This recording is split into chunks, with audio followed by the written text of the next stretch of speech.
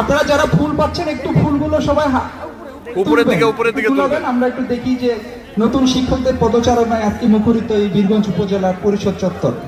আমরা চাই আমাদের বঙ্গবন্ধু সোনার বাংলাদেশ বিনির্মাণে আমাদের মাননীয় প্রধানমন্ত্রী বঙ্গবন্ধু জননেত্রী শেখ হাসিনা ঘোষিত 2041 সালের যে স্মার্ট বাংলাদেশ এবং উন্নত বিশ্বে আমরা পরিণত হব, সেই উন্নত দেশ এখানে কিছু মনের ভাব প্রকাশ করবেন। আমরা আপনাদেরকে অনুরোধ জানাবো খুবই সংক্ষিপ্ত সময়ে কিছু বলার জন্য, কারণ আমাদের অতিথিবৃন্দের সময় স্বল্পতার কারণে।